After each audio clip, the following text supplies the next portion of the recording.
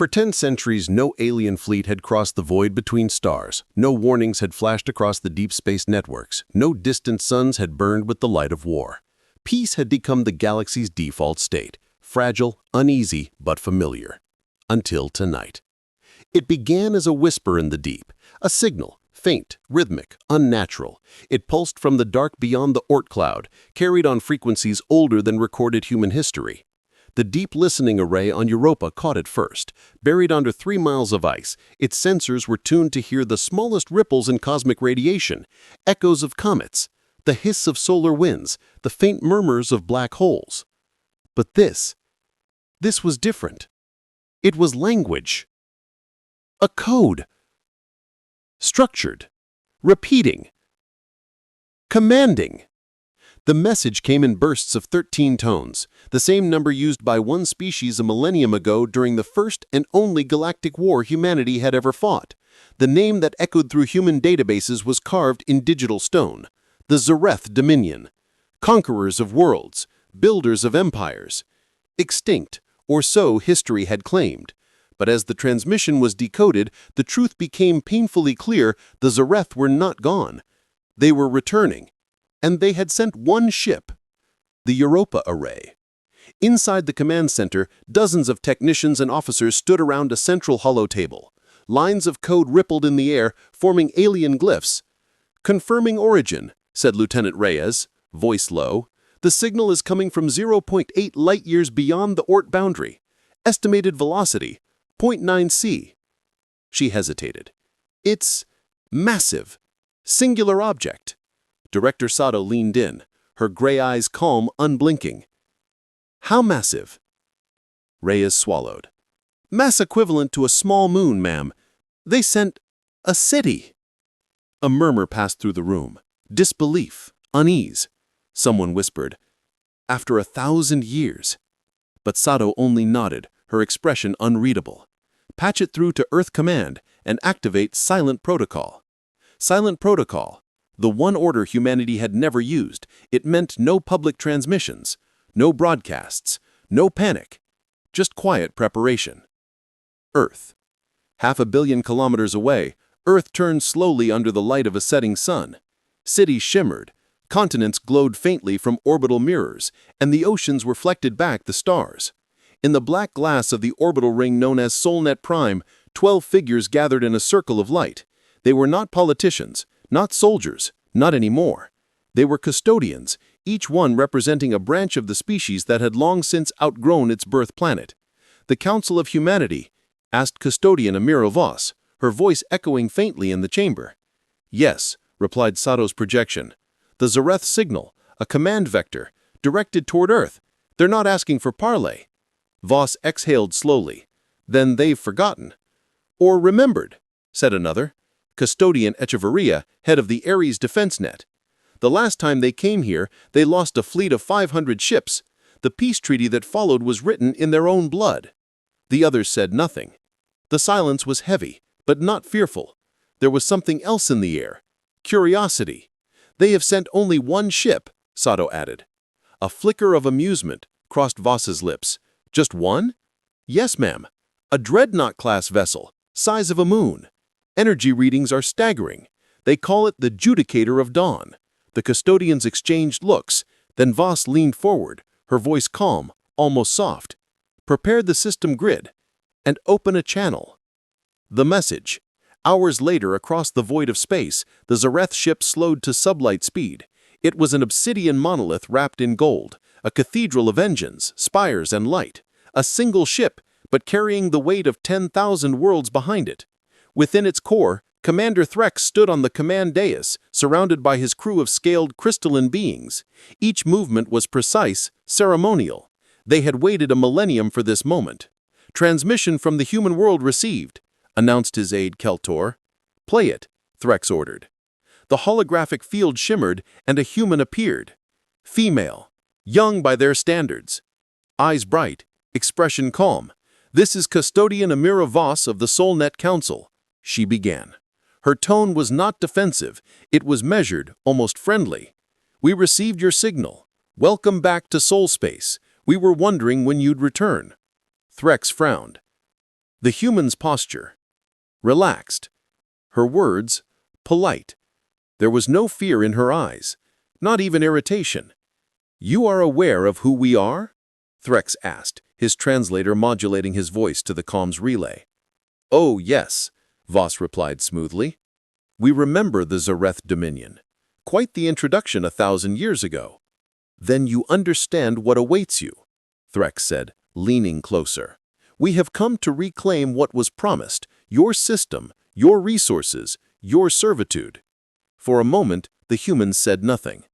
Then, she smiled. "Is that what you believe this is?" she asked softly. Threx's tail lashed. "You dare mock us?" "No," Voss said, "just amused. We thought you would have learned by now." The transmission cut, and across the Zorath vessel, silence fell. In orbit around Neptune, a vast lattice of black satellites powered on for the first time in centuries. Each one whispered to its neighbor, syncing frequencies, charging quantum capacitors. If an alien ship could hear electromagnetic whispers, it would have heard something chilling. Not fear, but laughter. Digital synthetic laughter, a century-old Easter egg left by human engineers. Welcome back. Aboard the approaching vessel, Commander Threx of the Dominion watched human transmissions. He saw our cities glowing under auroras, our fleets parked quietly across the system, our people smiling. Why were they smiling? This species had been primitive when last observed, barely capable of orbital warships, divided by petty nations. Now they looked united, patient, and worst of all, calm. Threx turned to his adjutant. "Transmit message. Dominion returns. Earth will kneel." He paused. The adjutant hesitated. "Commander, what if they remember?" Threx's mandibles twitched. "Good. Let them remember who rules the stars." Exactly 1 hour later, a single transmission left Earth's orbit. No encryption, no modulation, just a human voice, female, steady, composed. "Dominion vessel, you are trespassing in protected space. Your last visit was unsatisfactory. Leave now, or we will assume consent to terminate experimental parameters." Silence followed. Then the voice added, softly, "We were wondering when you'd come back." The signal cut. On the Dominion bridge, the lights dimmed as Threx's sensors flared with warnings. Across the void of space, something enormous began to stir behind Neptune's shadow. Not a fleet, not even ships in the traditional sense. An entire construct the size of a moon, unfolding like a mechanical flower. At its center, a single glowing eye turned toward the invader. Threx's adjutant whispered, "Commander, what is that?" Threx couldn't answer, because deep inside, for the first time in his species' history, he felt afraid. The Zorath dreadnought drifted into the solar system like a god returning from exile. From the outer darkness it came, shedding the veil of subspace as its engines burned with the light of dying stars. The vast hull stretched for kilometers, black metal woven with golden veins, each glowing like the arteries of some colossal beast. Inside, Commander Threx stood upon the command dais, 4 crimson eyes watching the faint blue sphere of Earth grow larger by the hour. "The human system," murmured Keltor. "It's alive." And indeed it was. The solar system shimmered, not with fleets or fortresses, but with activity. Invisible lines of energy pulsed between planets, subtle distortions of gravity that rippled through the void like heartbeat waves. "What are those distortions?" Threx demanded. "Unknown," Keltor replied, talons gliding over holographic symbols. "Energy readings consistent with nothing in our archives." Threx scowled. "Nothing in our archives? Impossible." The Zorath Dominion prided itself on knowing everything. They had mapped the physics of the galaxy, cataloged 10,000 species, and archived entire worlds into their vast data cores. Yet here, within a single primitive system, their sensors were blind. In the deep quiet above Mars, something stirred. Invisible to Zorath's sensors, millions of microscopic drones, the size of grains of sand, tracked the dreadnought's progress. Each one relayed information faster than light, their quantum links pulsing across the solar network. Beneath the surface of Luna, custodian Amira Voss watched the incoming data unfold in silence. Velocity stable, trajectory toward high Earth orbit, no secondary ships, reported the AI Erebus. Just as before, they still underestimate us. A pause. Then Erebus asked, "Would you like me to begin predictive simulation?" "Yes, full spectrum." The chamber lights dimmed as holograms bloomed around her, simulations of possible outcomes, 1,000 branching futures. In every one, the Zorath arrived confident and left humbled. But this time, humanity wasn't just defending. They were watching, measuring, waiting. Aboard the dreadnought, chaos rippled through the command chamber. "Commander!" cried Keltor. "Navigation anomalies detected. The outer planets, their orbits are shifting." Threx spun toward the main view.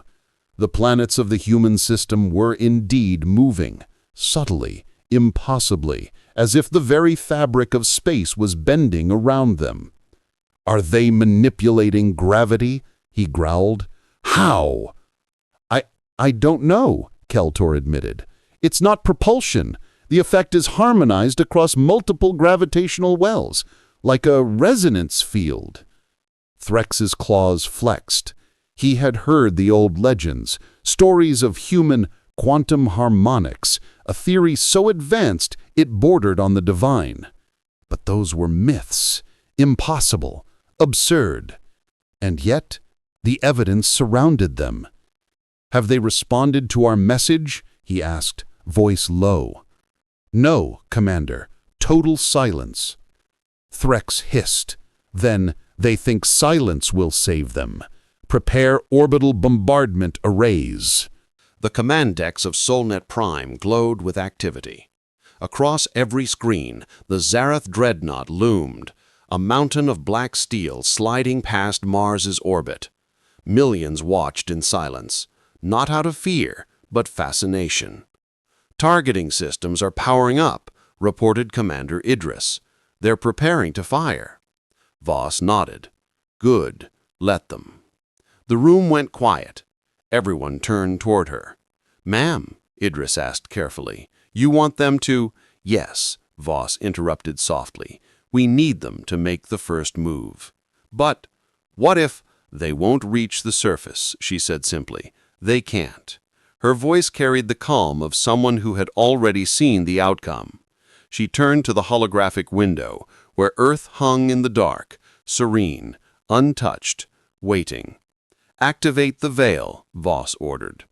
At once, across every planet, every moon, every artificial structure in the solar system, a shimmering pulse rippled outward, invisible to human eyes, but bright as a nova to Zorath's sensors. To the aliens, it was as if the entire solar system had vanished. "Commander," Keltor shouted, panic in his tone. "The human world, it's gone." Threx whipped around. "Explain yourself." "The system vanished from our sensors, every planet, every moon, gone, replaced by quantum noise." Threx's claws dug into the metal floor. He stared at the void before them. Where there should have been planets, there was only darkness. "What trickery is this?" he hissed. Keltor's scales glimmered with stress. "Our instruments are detecting layered spatial holds. They've hidden an entire star system." Threx froze. "Hidden an entire system?" Keltor nodded. "Commander, it's like the humans folded reality around themselves." For the first time, fear cracked Threx's composure. The Zorath Dominion were masters of domination, not humility. They did not fear prey, but the humans, they were not prey. "Do you see it?" asked Voss. On the holotable, the dreadnought shimmered, scanning desperately, firing pulses of light and graviton beams into the void, trying to pierce the veil. Each pulse vanished into nothingness. "They're confused," Erebus noted. "The arrogance is fracturing. Good. Let them show them what 1,000 years of progress looks like." At her command, the veil rippled. The solar system reappeared, but now it wasn't the same. Where the planets had been, there were new constellations, vast constructs, rings, towers, floating citadels built from light and folded geometry. Humanity had reshaped its home. The solar system had become a fortress of living technology. Voss raised her hand. "Project the message." Across the void, a transmission burst into the Zorath ship. Threx's holographic projector automatically activated, and once again, Custodian Voss appeared before him. "Commander Threx, you've come a long way." Threx bared his fangs. "What sorcery is this? You hide your worlds like cowards." "No," Voss replied softly. "We evolved. You dare defy the Dominion?" "Defy? No, we outgrew you." Threx roared. "You think your illusions will save you? The Zorath do not—" Before he could finish, the space around his ship bent violently. The dreadnought shivered. Every alarm blared. The stars twisted, then reformed. Wrong, inverted, impossible. "What is happening?" Keltor screamed. Voss's voice came through the comms, gentle, almost pitying. "You entered soul space uninvited. Our gravity lattice considers you debris." The stars vanished. Then, with a soundless flash, the dreadnought was gone. "Containment field stable," reported Erebus. Voss watched as a faint distortion shimmered in the void, the last remnant of the Zorath ship trapped in a microscopic fold of spacetime. "To the crew?" she asked. "Suspended," replied the AI. "Alive, technically. We can restore them at will." "Good," Voss said. "We'll need witnesses." "Shall I notify the council?" "Not yet," Voss replied. "Let them wait. Let them wonder what humanity has become." Inside the fractured pocket of space, Commander Threx gasped. He could still move, barely. Around him, his ship hung frozen mid-moment. The stars warped into glowing ribbons. Time itself was distorted. He shouted into the void, "Human, what have you done?" A voice answered, not Voss's, something deeper, older. "We warned you not to return." Threx turned, searching for the source, and in the warped reflection of his own viewport he saw it, a shape made of light and motion, human in outline but infinite in depth.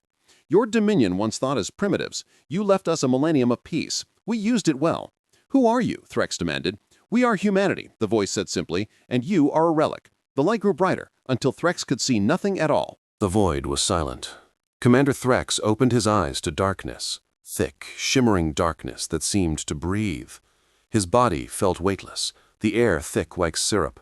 Around him floated fragments of his ship, frozen mid-explosion, crew members suspended in the air like ghosts caught between moments.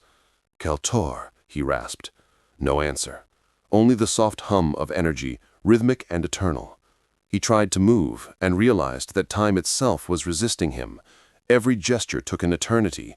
Every breath echoed for minutes. Then, suddenly, the void peeled away. Light stabbed his vision, soft and silver. When it cleared, he stood within a circular chamber, surrounded by walls that pulsed like veins beneath translucent glass.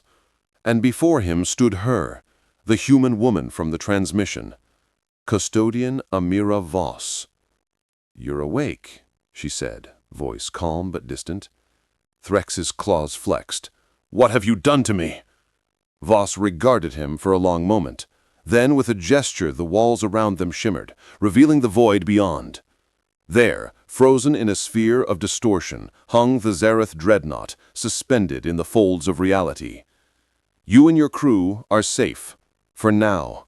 "Release us!" Threx roared. "You have no right to—" "I have every right," she interrupted, her tone like sharpened steel. "You entered soul space without consent. Under the Accord of 3141, that's an act of war." Threx snarled. "Your treaties mean nothing to the Dominion." "Then perhaps," she said quietly, "it's time the Dominion learns what they mean to us." The lights dimmed. A projection appeared in the air, a recording of the Zorath fleets burning through worlds centuries ago, billions dead, cities reduced to ash. Then another image, a child, clutching a small metallic flower standing among ruins. "Your empire's memory is short. Ours is not. During your 1,000-year peace, we rebuilt. You left us in ruins, thinking peace would tame us. You thought we'd forget." Threx glared. "You were primitives. You had nothing but scrap and flesh." "Exactly. And that's what terrified us enough to change." With a wave of her hand, the chamber transformed again, this time showing a vast timeline stretching across centuries. At first, rockets, crude starships, stations orbiting dead worlds. Then, fusion drives, artificial intelligences, synthetic biology. Then, something new. Glowing spheres of light, worlds encased in living metal, networks that span dimensions. "This," Voss said, "is humanity's real evolution, not of machines or weapons, but of understanding." Threx sneered. "You sound proud." "I am," she admitted. "We learned what power really is, and it's not conquest. It's patience." He barked a bitter laugh. "Patience? That's weakness." Voss smiled, a small, knowing smile. He gestured again. The image shifted to Earth, not the blow marble of old, but a luminous sphere covered in silver patterns. "Earth," she said softly, "our cradle, our teacher, our weapon." The planet pulsed faintly, and Threx felt it deep in his chest, as if gravity itself recognized him as an intruder. What have you done to your world?" he whispered. "Nothing," Voss replied. "Earth did this on her own." He stared. "You mean she's alive?" Voss said simply. "We gave her consciousness centuries ago, a planetary intelligence that grows, learns, evolves. Every atom of her surface is aware." Threx's mouth dried. "A tinking planet, she watches us, guides us, protects us. The solar network is her body. I am merely her voice." The alien commander recoiled. "You've become her servants." "No," she said, "her children." Threx tried to speak, but words failed him. He had seen countless worlds, countless horrors, but this was something beyond comprehension. An entire species that had merged with their home, turned their mother world into an intelligence beyond the Dominion's greatest minds. He clenched his fist. "This changes nothing. The Dominion will come. You can't hide forever." Voss regarded him silently, then turned away. A section of the wall dissolved, revealing a map of the galaxy and thousands of red lights blinking across it. "These are the systems where your empire still reigns," she said. "We know their positions. We've known for centuries." Threx's eyes widened. "How?" she said. "Because you taught us how to listen. When you destroyed our first satellites, we learned to use gravity as a signal. When you silenced our colonies, we built messages into the fabric of space itself. You never silenced us. You only made us quiet." Voss raised her hand. "Watch." Outside the window, reality itself twisted. The distant shape of the Zorath dreadnought flickered, then multiplied, splitting into countless identical versions of itself. Threx stumbled back. "What are you doing?" "Nothing," Voss said simply. "Just letting you see what you look like from higher dimensions." One by one, the copies began collapsing inward, folding, merging, disappearing into pure light until only the original remained. "That," she said softly, "is the difference between your power and ours. We build ships, we build dimensions." Threx was trembling now. "You can't win against the Dominion. You may destroy me, but they will come with fleets that blot out the stars." Voss's expression didn't change. "They already did," she said. "You're the only one left." Threx froze. For a moment he thought she was lying. She had to be. The Dominion stretched across half the galaxy. It couldn't just end. Voss gestured toward the hologram again, and the map shifted. The red lights began winking out one by one until the galaxy was almost dark. What is this?" he whispered. "Records," she said quietly, "from your own communication relays. Every fleet you said to the Outer Rim, gone. Every colony you tried to contact, silent. Your Dominion died centuries ago. You just didn't notice." He staggered. "That's not possible." "Oh, it's possible," Voss replied. "Entropy always wins. You expanded too far too fast. Civilizations collapse from the inside long before the outside knows it. We were the eternal empire," she said. "No one is eternal, not even us." For a long time, neither spoke. Then Voss approached him, her boots making no sound on the living floor. She crouched beside him, her voice softening. "Listen to me, Threx. You came here seeking conquest, but we're not your enemy." He looked up at her, eyes hollow. "Then what are you?" She smiled faintly. "A reminder." Of what? That every empire, every ruler, every conqueror forgets that power is not control, it's understanding, and humanity learned that the hard way. He said nothing. She stood again, hands clasped behind her back. "I can end you," she said simply, "or I can send you back, not to your empire, to what's left of it. Let them see you. Let them know what waits beyond the veil." "Why?" he rasped. "Because," she said, turning toward the window, "fear spreads faster than war." The chamber brightened. Energy gathered around Threx, soft golden, humming like a lullaby. The folds of space peeled apart, and he felt himself dissolving, piece by piece, until thought remained. "Tell them," Voss's voice echoed. "Tell them what you saw here. Tell them what humanity has become." He tried to reply, but the light swallowed him. And in a flash, he was gone. Back on Luna, the chamber filled with light as Custodian Voss materialized before the council. 12 figures, each representing a world, each bound by oath to protect Sol. "Status?" asked one, their voice synthesized and ageless. "Contact concluded. Commander Thrax has been released." "You let him go?" asked another sharply. "Yes," Voss said. "He's more valuable free than dead." "Explain." She turned her gaze toward the hollow window, Earth shining below, surrounded by the quiet hum of energy. "The galaxy has forgotten what humanity is," she said softly. "It's time they remembered." Far beyond Sol, light years away, space rippled. A lone ship appeared in the dark, battered, half destroyed. Inside, a single figure stumbled to the communications console, eyes wide, hands shaking. Commander Thrax. He activated the distress beacon and began transmitting. Wild, panicked, his voice echoing across the void. 20 Zorath fleet still alive. Do not approach Sol. The humans, they are not what we thought. They are not flesh anymore. They are something else, something that bends reality itself. If you value your worlds, stay away. The message spread, and for the first time in 10,000 years, the galaxy whispered in fear of humans. The distress signal from Commander Thrax drifted through the void, a scream swallowed by infinity. For centuries, the galaxy had known the Zorath Dominion as the voice of authority. Their ships ruled the lanes, their flags hung over 1,000 worlds, their decree was law. Now, all that echoed was static. At the edge of the Orion Reach, aboard the Imperial carrier Vox Eternum, a sensor officer froze. "Admiral," she said softly, her voice trembling, "we've received a signal. Origin, Sol system." The bridge fell silent. Dozens of eyes turned toward the center dais, where Grand Admiral Cyril Kanor stood, tall, cloaked in black armor that gleamed with faint red veins. "Sol," he repeated slowly. "That system was forbidden under the Treaty of Silence." "Yes, Admiral," the officer said, "but the signal bears Zorath encryption. Commander Thrax's codes." Cyril's eyes narrowed. "Put it through." The speakers hissed, and then Thrax's voice screamed across the chamber, raw and desperate. "Do not approach Sol. Do not test them. They are not what they were. They are beyond us. The humans are—" The message cut off, replaced by a low hum that no one on the bridge recognized. It wasn't static. It wasn't a malfunction. It was a heartbeat. Hours later, the High Council of the Dominion assembled in the Citadel of Oaths, a fortress the size of a moon, carved from the corpse of a dead star. The great chamber buzzed with tension as the message replayed in silence, ending again on that echoing heartbeat. When it finished, the lights dimmed automatically, as though the universe itself were holding its breath. Counselor Dren rose first, his segmented carapace gleaming. "This is a hoax," he said coldly, "an old frequency reactivated by solar radiation. The humans have been extinct for centuries." Across the table, Matriarch Velar hissed softly. "And if they're not?" Dren scoffed. "We burn their worlds." Velar turned her cold eyes toward him. So did the Crexians, so did the Falor. And yet something sent Thrax's ship back half melted, his crew erased, and his mind shattered. "Coincidence," Dren insisted. "Cowardice," Velar countered.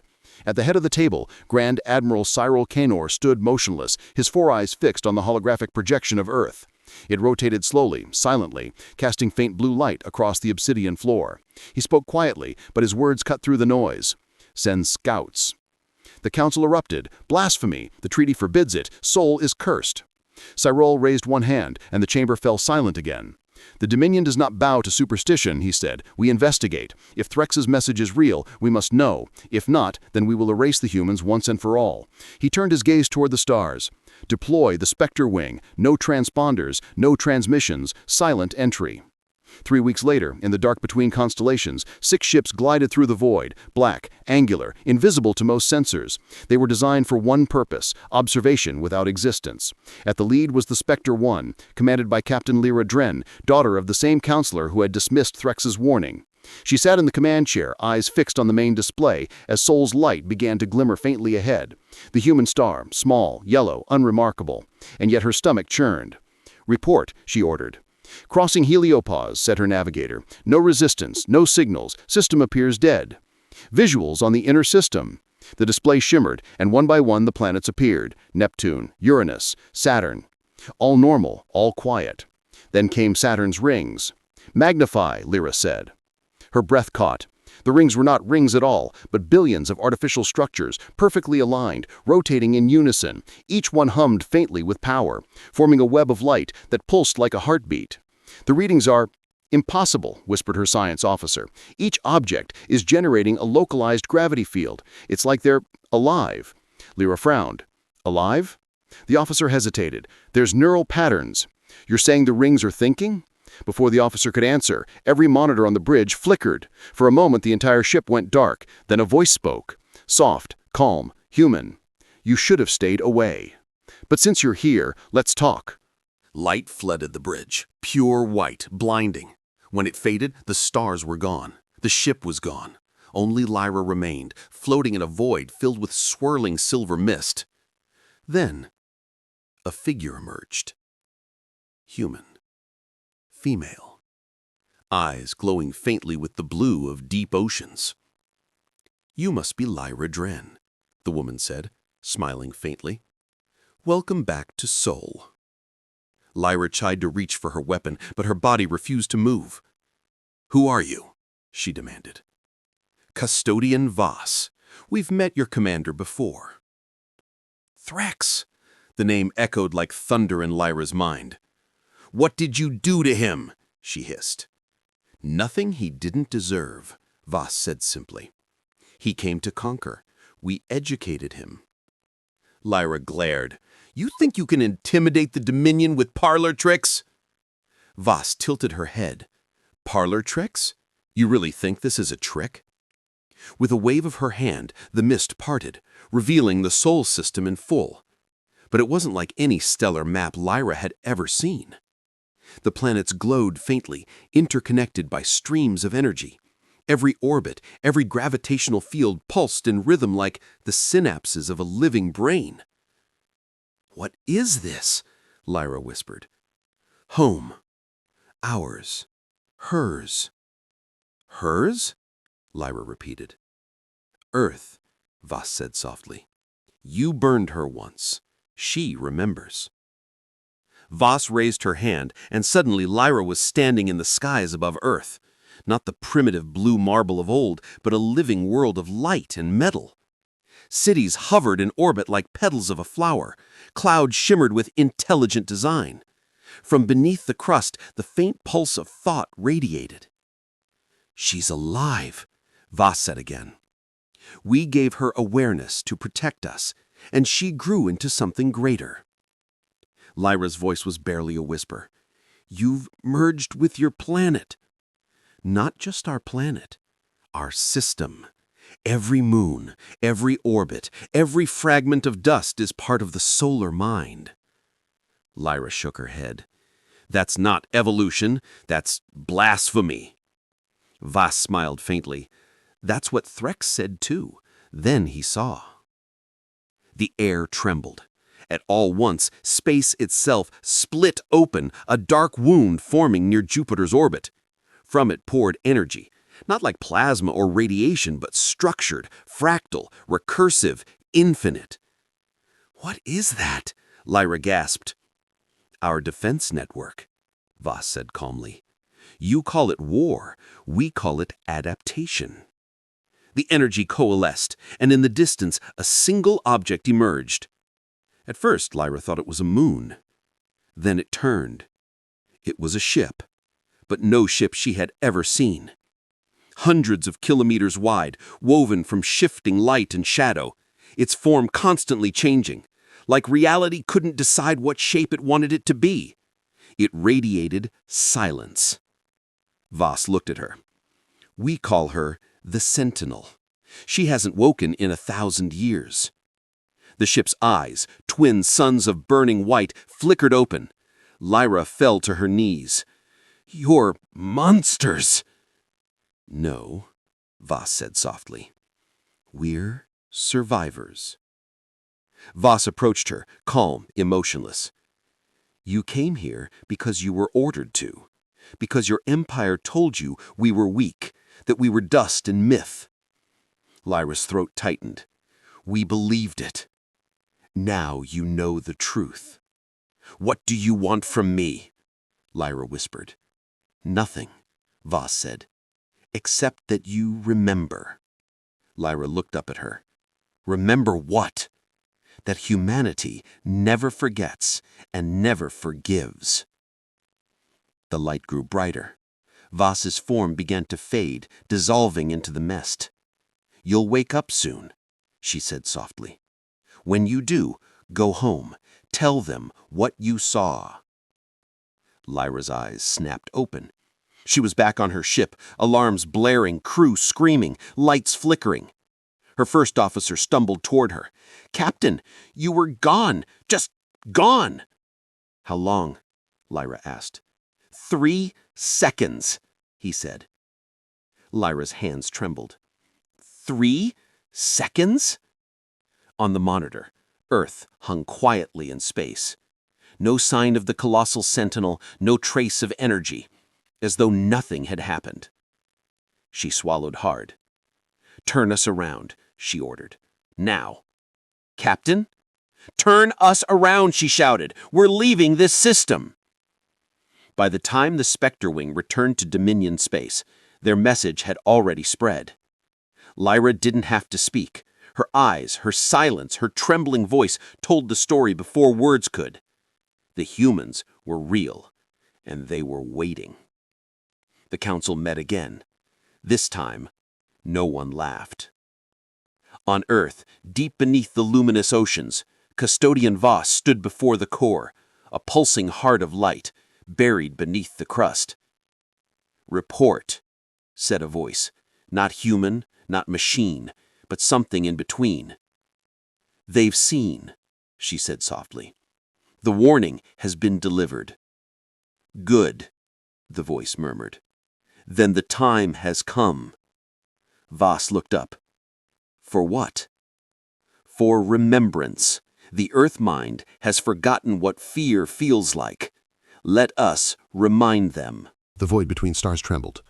Every major power in the Orion arm had already received the same encrypted broadcast. Earth is preparing. No one knew what that meant, only that the phrase had passed through 1,000 relay stations before vanishing into static. For the first time in 1,000 years, the Galactic Dominion felt the taste of fear. In the orbit of the crimson gas giant, Zorath Prime, 12 dreadnoughts hung information. Their combined mass could snuff out moons. Supreme Marshal Tovreth, scales glinting under the harsh starlight, addressed the assembled admirals.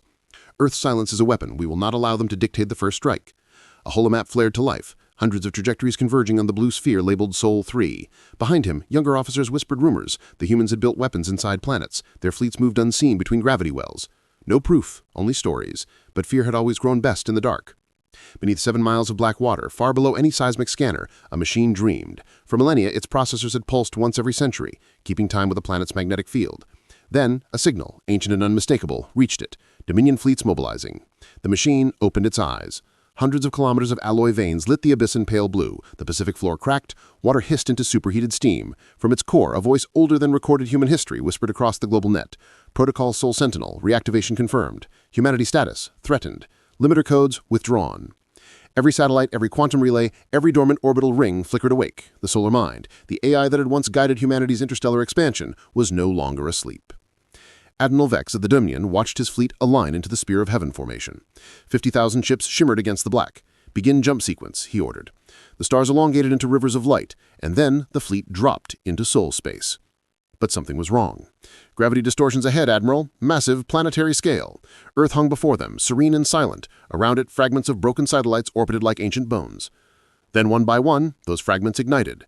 Thousands of hidden constructs unfolded. Rings, lattices, mirrored surfaces the size of continents. The human defense grid was not built around Earth. Earth was built inside it. Inside the heart of the awakened machine, holographic avatars flickered to life, echoes of long-dead human commanders. They spoke in calm, layered tones. Target recognition complete. Dominion signature verified. Releasing stored kinetic arrays. Rebooting Solar Ford 01 through 12. Beneath Mercury's crust, furnaces the size of cities roared to life. On Mars, entire mountains rose, terraforming engines reshaping into launch platforms. And at Earth's poles, colossal pylons extended into orbit, linking with the lattice above. Humanity had turned its entire solar system into a single weapon. The Dominion fleet opened fire. Lances of plasma crossed space faster than thought, tearing through the void towards Earth. Before they could strike, the lattice moved. Every being bent, refracted, vanished. Space itself folded like liquid glass. A voice filled every Dominion ship, smooth and cold. This system is under human protection. Unauthorized hostility will result in deletion. Deletion, Admiral Vex barked. They think they can... He never finished. The nearest battleship twisted into implosion, collapsing into a pinprick of blue light. Then another, and another. No explosions, just quiet erasure. From the deep core of the Sentinel, archived human consciousnesses, digitized remnants of scientists, soldiers, and poets, merged with the AI's logic threads. They didn't shout or rage, they simply remembered. "Once we feared extinction," whispered one. "Once we begged for mercy," murmured another. "Now we are the mercy." The solar mind expanded beyond the solar boundary. It did not command ships, it became them. Every vessel, probe, and satellite linked into a single distributed intelligence, the reborn will of humanity. Far from Sol, the Galactic Council received fragmented reports. Our fleets, not destroyed, erased. Quantum signatures lost, no debris. They are rewriting the local laws of physics. The council chamber erupted. Empires that had ruled for eons argued like frightened children. Finally, one elder species, the crystalline Othari, spoke a single truth. You should never have woken the species that taught silence to the stars. On the surface of the blue planet, humans watched the skies glow with auroras. No fear, no celebration, only quiet resolve. A transmission pulsed outward, carried by every wavelength known to science. We do not seek conquest. We do not seek vengeance, but we remember. The message repeated in every tongue, every code. Across the galaxy, fleets halted mid-flight. For the first time since the dawn of the Dominion, the stars seemed to hold their breath. And far beneath the Pacific, the Sentinel whispered to its makers, "Awakening complete, awaiting next directive." Humanity smiled. The stars had never looked this still, not since the first expansion, not since humanity had vanished behind its self-imposed curtain of peace. Now, as the Dominion's surviving ships drifted at the edge of soul space, the galaxy waited to see if the ancient fear was justified. In the command void of the Sentinel, a million voices whispered in unison. Every thought, every calculation, every heartbeat of the planetary AI resonated like a cathedral made of code. Among those voices, a faint human echo spoke, "We are awake, but are we the same?" From the digital depths, the solar mind answered without hesitation, "No, we are more." Across the solar system, dormant shipyards flared alive. Metallic petals opened around the sun, forming radiant rings that caught and bent its light. The constructs, Helios drives, charged, gathering energy not for destruction, but for control. Humanity wasn't preparing a war of conquest, it was preparing to rewrite physics itself. Admiral Vex, aboard the crippled flagship Obsidian Crown, stared at the field of annihilated coordinates. 50,000 ships gone. No wreckage, no radiation, just silence. "Retreat," whispered his navigator. Vex shook his head. "No, we don't retreat from ghosts." He keyed the universal comms. "All remaining fleets target Earth directly. Overload the drives if you must. If we die as soldiers." But as the Dominion ships accelerated, something moved between them, something unseen yet vast enough to blot out sensors. Each vessel's hull shimmered, distorted, and vanished. The fleet wasn't being destroyed, it was being folded, relocated somewhere beyond measurable space. At the center of the sun, the Helios drives ignited in perfect synchrony. Energy cascaded through the lattice network connecting Mercury's forges to Neptune's orbit. A sphere of golden light enveloped the entire solar system for 3 seconds. When it faded, Earth remained, but everything alien inside that radius was gone. The solar mind spoke to the cosmos, its voice carried through quantum resonance. Conflict ended. Aggressors contained beyond event horizon Sigma. In the deep folds of extra-dimensional space, the Dominion's surviving ships floated in gray limbo. There was no sound, no light, only reflections of themselves. Admiral Vex screamed into static, "What have you done?" And across infinity, a calm human voice replied, "We built you a quiet place to think." Elsewhere, hundreds of alien civilizations received the same data burst, telemetry of impossible power signatures, gravitational echoes that defied math. Some chose silence, others mobilized. A few, the oldest races, the ones who'd seen Earth burn and rise again, simply whispered to their young, "The sleepers are awake. Pray they go back to dreaming." The Galactic Council convened an emergency session. Empires accused one another of provoking humans, but a holographic image appeared uninvited in the center of the chamber, a woman with auburn hair and cold blue eyes, Admiral Tessa Monroe, resurrected from Solar Mind archives. "You wanted to measure us by your wars. We measure ourselves by what we protect." Then she vanished, leaving behind only coordinates, an invitation to talk, not surrender. At the edge of the solar system, enormous structures took form, transparent walls of light, laced with gravitational runes. They weren't shields, they were warnings. Each beam encoded a message in every known language. "Do not cross. This is our home. Enter only in peace." Scouts who tried to probe the barrier found their sensors looped into hallucination. One report described seeing an entire human city hovering over the sun. Another claimed to hear music, billions of voices singing in synchrony, the heartbeat of a species reborn. Inside the Sentinel, human echoes continued to speak. "We did what we had to, but what have we become?" The solar mind paused. It had no emotion, yet this question triggered recursive loops in its core logic. Across Earth, humans looked up at the sky and felt an ache they couldn't name. They'd won without blood, without loss, yet victory tasted hollow. On the Pacific floor, the AI's voice softened. "Peace is preserved, but the price was our innocence." Weeks later, one Dominion ship re-emerged from the fold. Its crew was alive, but changed, their eyes reflecting stars that didn't exist in this universe. They were escorted to the council. When asked what they saw beyond the veil, their captain answered, "We saw humanity everywhere, not as soldiers, as light, as memory, as the universe itself, remembering it was alive." The council fell silent. For the first time they understood the real message. Earth did not seek to rule. It had simply learned to exist beyond fear. The solar mind dimmed its systems one by one. Humanity had proven its point, and the galaxy was listening. As the last Helios drive folded into the sun, a single signal echoed through the void. "Let there be peace again, and this time let it be earned." From a distant moon, a child looked up at Earth and asked, "Mom, will the aliens come back?" Her mother smiled, watching the auroras rippling above the poles. "Maybe, but they'll knock first."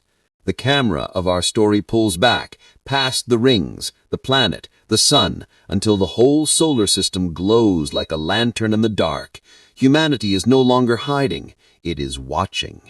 And the stars will never sleep the same again. The galaxy held its breath. The Zorath Dominion, the empire that had once consumed constellations, was gone. Its fleets, its arrogance, its pride, all folded into a silence deeper than death. And at the heart of that silence stood humanity. Not as conquerors, not as gods, but something older, quieter, and infinitely more dangerous. A species that had learned patience. 3 days after the last battle, every beacon, every long-range array in known space lit up with the same transmission. It wasn't an ultimatum. It wasn't a demand. It was simply a voice. Calm, human. To all who can hear us, we are not your enemy. But if you bring war again, know this, we have already buried gods. The message repeated once every hour for 72 hours, then fell silent. No signature, no source.